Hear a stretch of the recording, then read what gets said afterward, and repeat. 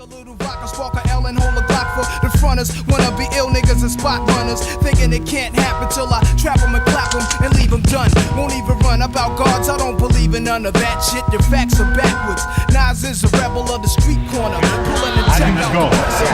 If you start to get up a little bit, over the shoulder. And now look, you see I control the leg? Now he goes a back step.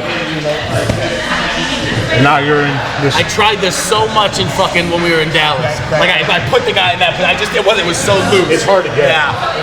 I like grabbed his legs and put him in there, and I was so tired. I was like, I have to do this. And then as you get sweaty, can I try one last time?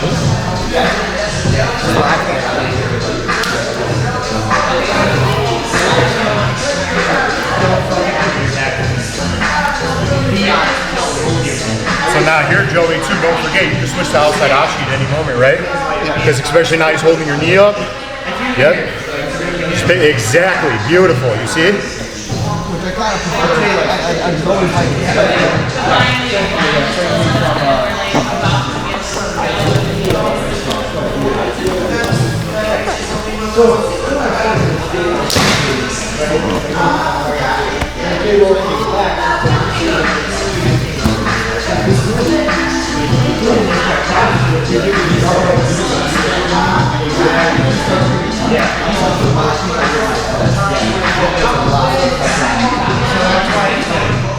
The first time I remember training with Joey, I've always been an avid YouTube Jiu-Jitsu guy, so I've always been studying a lot of stuff. And so one day I had watched some videos of Marcelo Garcia, and he was teaching the X guard. And I was like, man, I got a new weapon I'm gonna use on everybody. No one's gonna know this. I'm gonna know how to do this. And I went in that day and I rolled with Joey. I didn't really know who he was. And I rolled with him and I looked down and he had me in the X guard. And my brain was just like, how does this guy know this? So that was the first time I ever rolled with Joey. Who let the dogs out? Who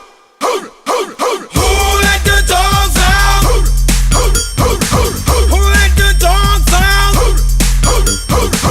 I'm Kyle Perkins. I train at RMMA, and I've been training Jiu-Jitsu for about 15 years. Okay, Kyle Perkins. Go triangle. Right.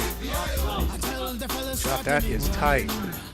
That is getting tight, but he's doing a great job of stacking the old knee on stacking hard, right. Going the wrong way. So I started in about 2009. I actually remember my first day was June 20th, 2009. That was the first day I started training.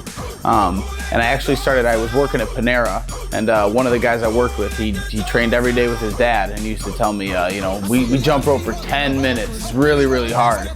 So he talked me into coming. I just got done playing football. I had really no team, no camaraderie, so it was a good thing for me to find. And now 15 years later, look where I'm at. So really fun.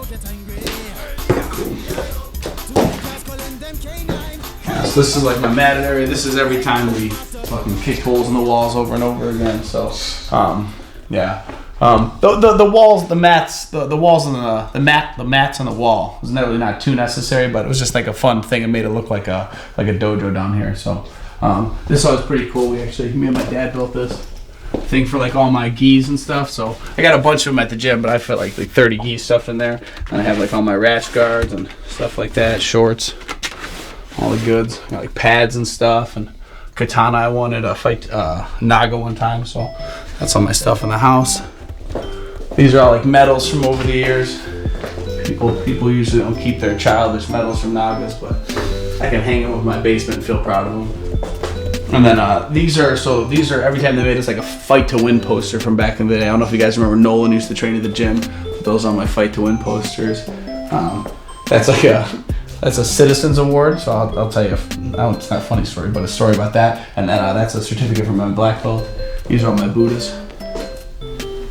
Well, let me tell you, I'll tell you a traumatizing story. This is one of my favorite Buddhas. All right, when I was in high school, the girls from the cheerleading team, they would come over once a year to your room, and they would decorate it for homecoming for the football team, and they knocked over my Buddha and broke his hand off. Oh, I was so traumatized. Oh my goodness. It's probably why I have bad luck now. Oh yeah. It's okay. So then this. So this is my Citizens Award. Okay. So when I trained at another gym, one of our students, he had a heart attack in the mat, and so this happened while we were training. And so I was running the gym, so I ran over there, and I got I looked at him and I was like, this is not good. So I got 2 of the firefighter paramedics over there. They came over and they started doing CPR on him. And then so I got someone else to like, call the fire department. And, like I ran outside and I got the fire department to come in and stuff. So they ended up saving Jim. And one of the cops that was there, he called, and he like said that we all helped with the situation, and we all ended up getting these citizens awards for it. And while he was giving a speech about what we all did, it was me and then the 2 firefighters that were doing CPR on the guy. And while he was giving a speech about us helping, the line that made everyone laugh in the speech was, he was like, Kyle's task was he bravely waited outside for the firefighters to come and help. I just stood there and did but that was my contribution. So I'm a citizen. Awesome. Those my medals, and then So I competed once as a white belt. And then I broke my leg playing backyard football, so then I wasn't able to compete a lot. But then when I finally came back as a blue belt, ever since then I've just competed a ton.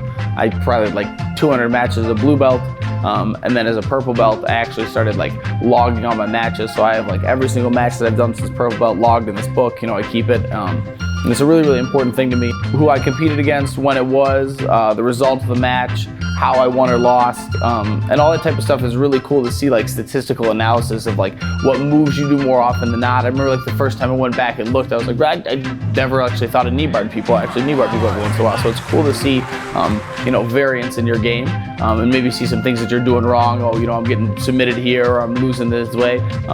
There's probably more information I could put in there, but yeah, for now those are the things that I'm logging. All right. So this is my leg prayer. So this is the craziness. So this is where I was telling you guys about it. This is where it all started. So my mother bought us this for the family, and then over the years I started to go crazy.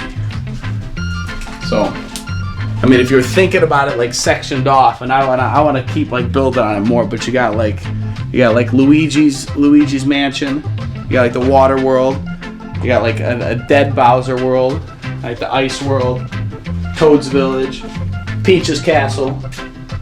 There's Luigi, I don't know why he's over here. Then like the grass world, that'll be a sky world eventually.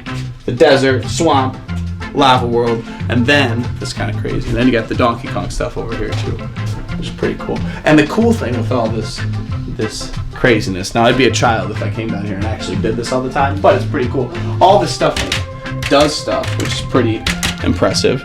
And all these ones, so they have a Luigi, a Mario, and a Bowser, and they like turn on and they like react with all these like RFID chips. So eventually when I have children, they'll have something fun to play with. So and then I guess you can see this is eventually what I started to do, is I started to build and like organize all my different Legos. So I got color coordinated and stuff. That's what my fun is. And then if you want to see, I was talking about I have all the extras. So these are all ones I haven't built that I gotta do. So boom.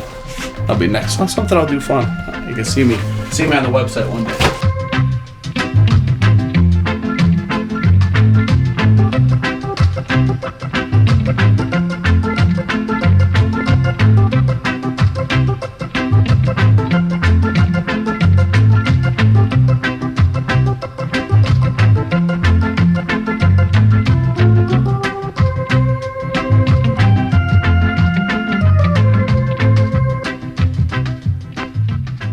Kind of like our high-level professionals, like myself and Kyle. We're black belts. We compete all the time. Yeah, I always love competing. Everyone tells me I'm a dog, so you just get me out there and you tell me what we're doing, and I'm ready to do it. So competition is always a fun thing. One time I ripped my big toe off of my foot, and actually completely broke off my foot, and I had to get it surgically put back on. But honestly, as crazy as that sounds, I think I stopped training for like 2 or 3 weeks.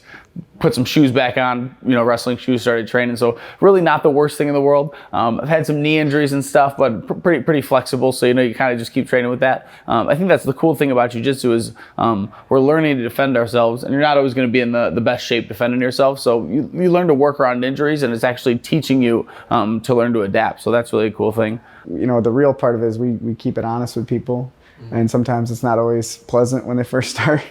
Because they think, it's going to be easy, or they think it's going to be something that we're just going to spoon feed them. The reality is sometimes you got to be kind of pushed, especially with movement, especially with martial arts, to see, okay, you have a lot of work to do.